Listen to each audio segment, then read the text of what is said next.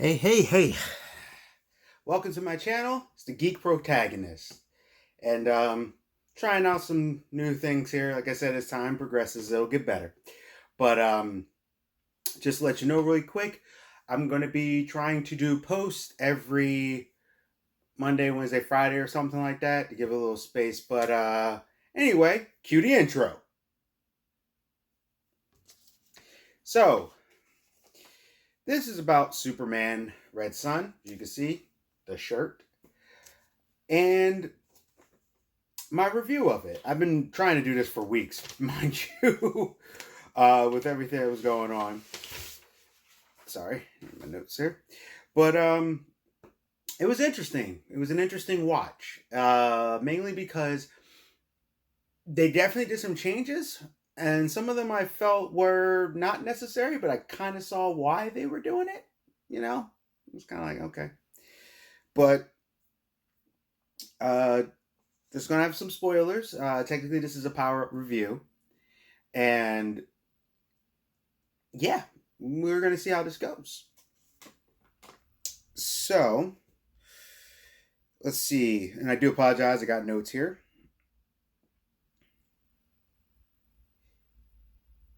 So, there were some things. So, first, okay. All right. I just wanted to get my thoughts in order here. All right. So, first thing that stood out to me was that they made Jimmy Olsen black. And I thought that was kind of strange, but I know they did it in Supergirl and the things, and I was like, well, why did you guys make Jimmy Olsen black? Especially if you look at the time period that the movie was happening, and black people, just how everything was going, it from through the years, it fit kind of funny, I guess is the best way I could put it.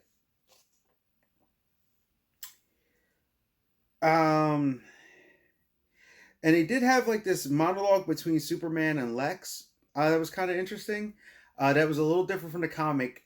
In the comic book, um, basically, the way that Lex Luthor was, he was closer to his traditional self.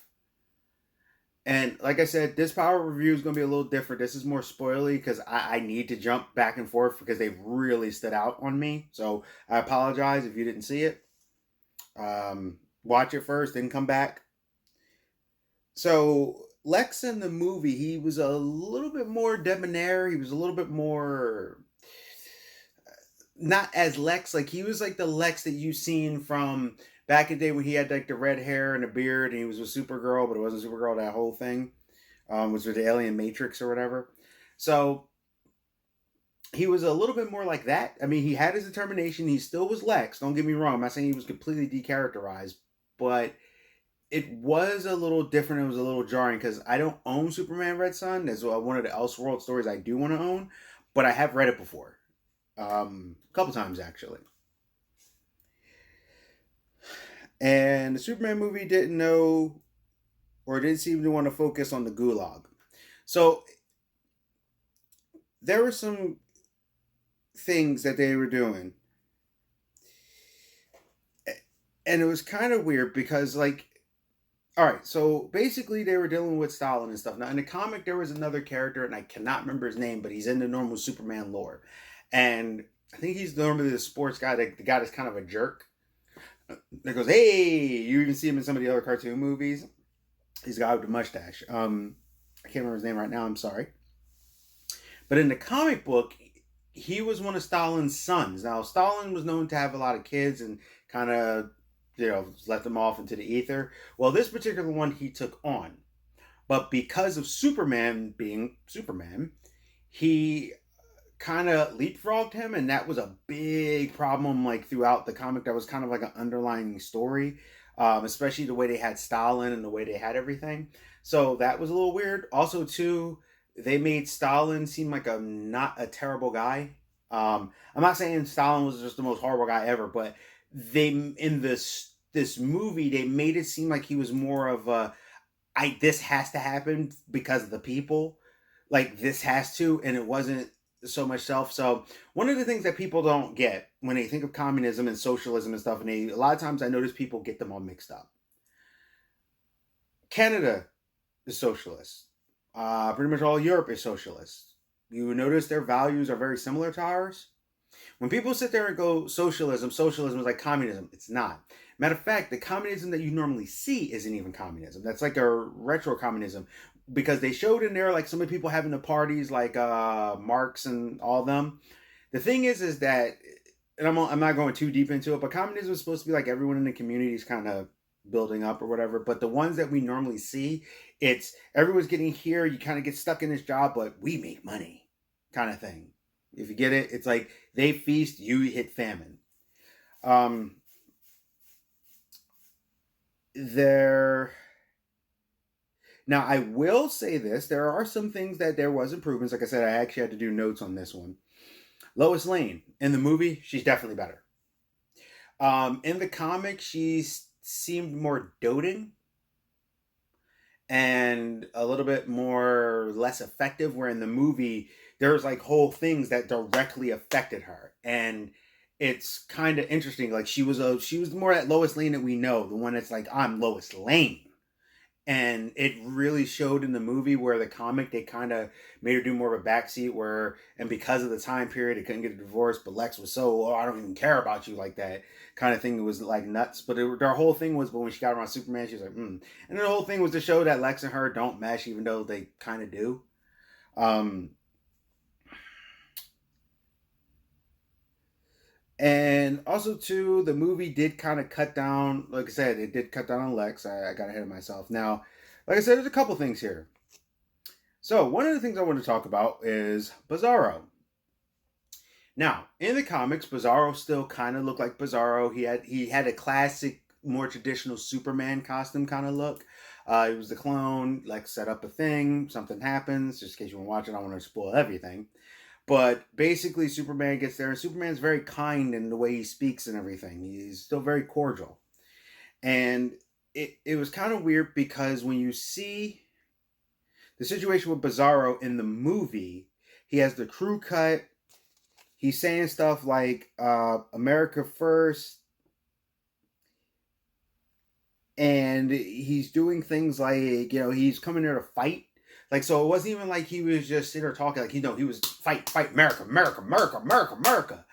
And I'm like, all right. And Lex was like pumping him up, and he was starting to look more deformed and bizarre as Superman's coming at him. And the problem I kind of had, like, there was actual quotes that he was saying that was like directly from, Orange Man and stuff. And I have no love lost for an Orange Man, but at the same time, I don't like that. There's even a thing with the Berlin Wall where Superman says something that's like a direct quote or opposite quote to Trump. It got really annoying. I'm like, I don't like when they do that. I'm like, I get you don't like him, but that you could have did that a different way. You don't need to always jump because you don't like it when they do it the opposite way. So if it was Obama, you don't like that.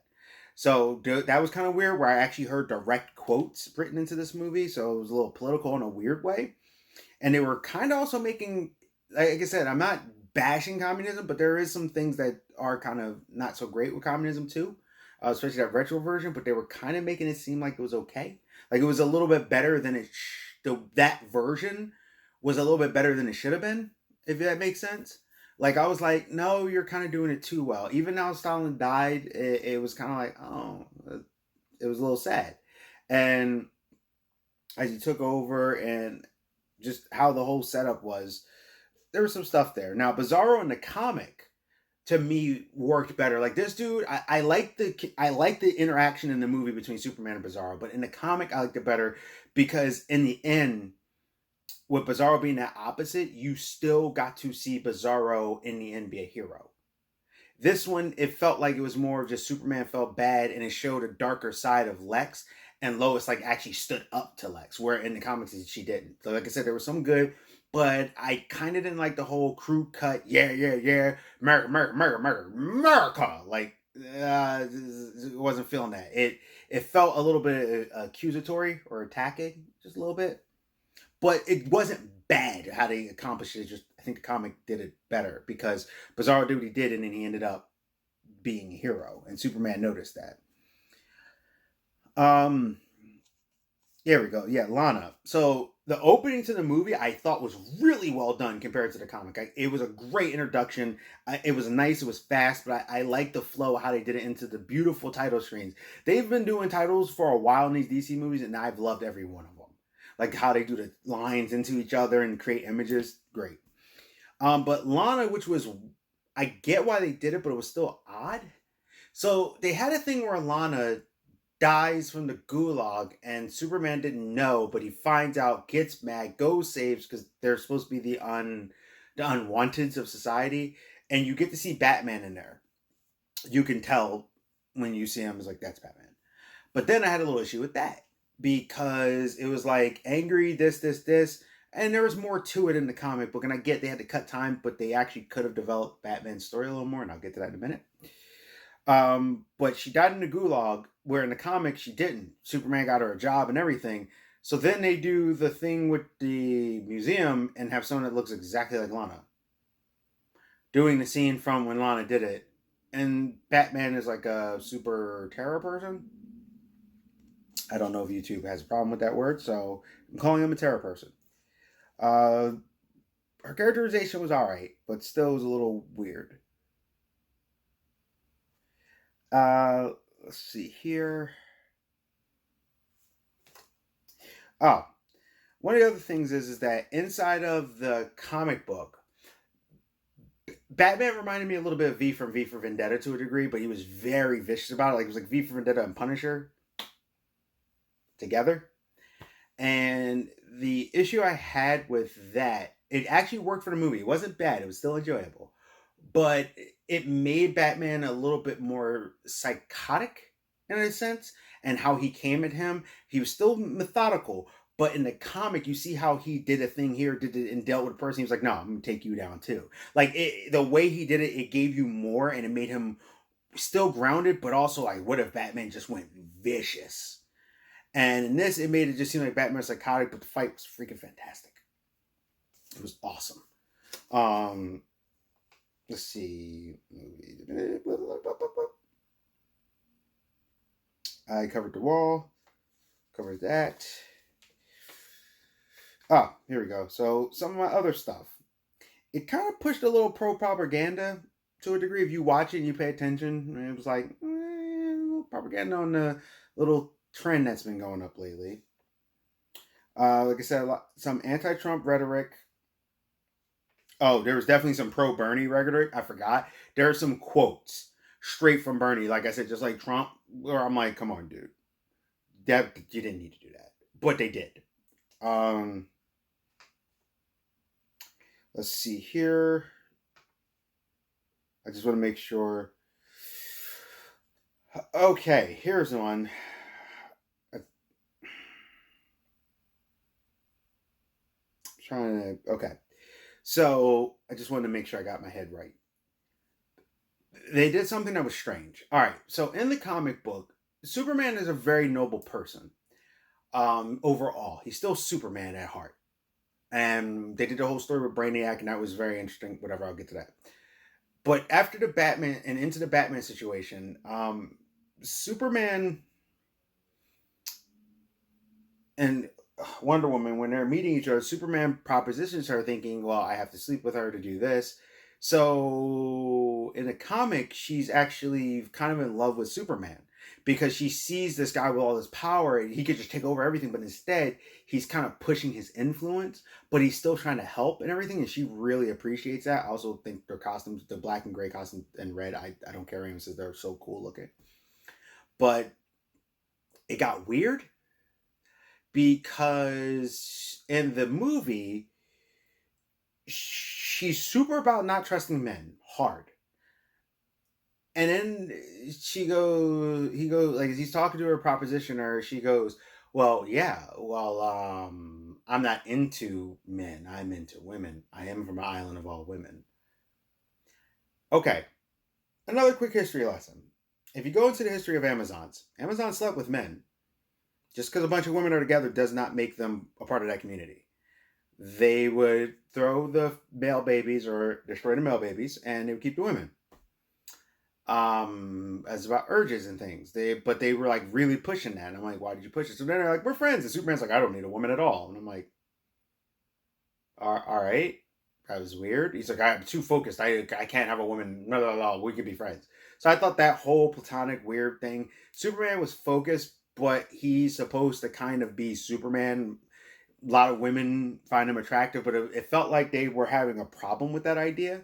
It happens. Same thing if you watch Age of the Shield when they were talking about Thor, and then Coulson goes, "Oh no, no, not really," and then they go, "He's like, you're not really a god," and she's like, May, the calm, quiet assassin, just ba all around. She's like, "No, did you see his arms? Yes, he is." It's okay for a woman to be attracted to a man, just like it's okay for a man to be attracted to a woman. Can we please stop doing that? Just saying. You didn't need that for this movie. You could have put that in something else that actually fit more. We don't need Wonder Woman all of a sudden changing her sexual orientation out of nowhere. That was kind of annoying. Because then it was like when she did the whole friend thing, and then there's a story with the thing with about the lasso of truth, and she gets punished for it. Like I said, watch it, you'll see. But then it made it feel a little weird because it was just like she was like, "Well, you're my one friend, and I'm angry," and I'm like, "Yeah, a friend would make you angry, but that reaction would have been for a lover. The level that she wanted to take it would have been for a lover." Um, let's see, Stalin, Soviet Superman. I did like that. Control versus Attack. Oh, okay. So they had this thing where Superman was doing more kind of a control thing versus the I'm just going to attack everybody, and he was like, "I'll let America burn itself," and it was like I said, very V for Vendetta in some aspects. But I felt like in the movie they shifted the blame to Brainiac. They took all of the blame off of Superman for anything he did because Brainiac was manipulating him for years apparently when he thought he reprogrammed him. Um, Now, I will say this: the ending was good. They did the whole he writes a letter. You'll see. Like I said, I'm not going to spoil everything. It worked, and I liked how Lois did the thing with Superman. That actually worked, and Superman really showed himself a hero in the thing. Now, what I have a problem with, I think it was good for the movie. Definitely handled better than the comic. In the comic, Lex and Superman kind of had that moment where it was like this movie ended up making Lex a little more heroic. And one of my issues was I didn't mind that actually. That was fine. It actually worked for the movie. I didn't even mind it if it would have been in a comic, but then they cut out all of the times Lex did it, and they kind of made Lex seem a little less pressed. He was too busy thinking and doing the chest. Where Lex in the comic was like Metallo, um, Parasite, all these different guys coming at Superman. And the reason why that it worked to me better in a comic is because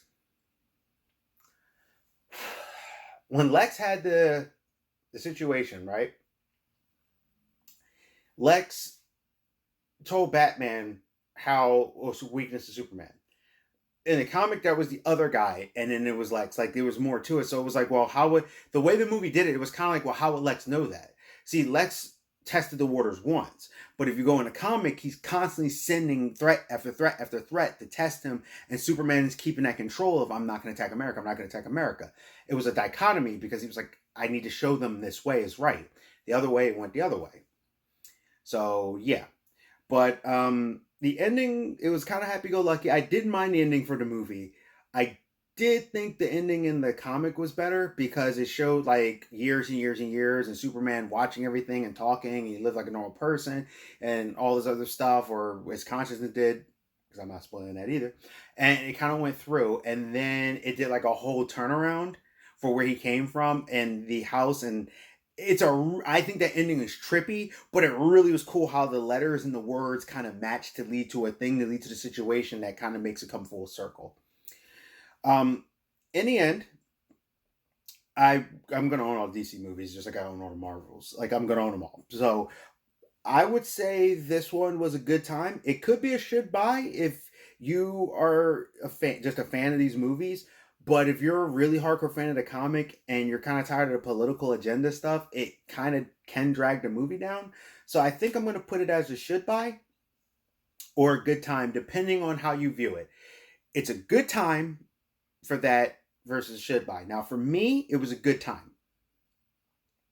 I am getting kind of tired of the politics, but it worked enough that I still enjoy the movie. And I sat down with it and I was like, this is cool. So that's my take. That's my review. This is a powered up review. I came in like a Super Saiyan already. So please like, comment, subscribe. You'll see the ending intro. I'm going to keep trying this. Please, if you're viewing it, I see people viewing, just, drop a subscribe, hit the bell. You might want to see something. And have a nice day. This is Geek Protagonist signing off. See ya.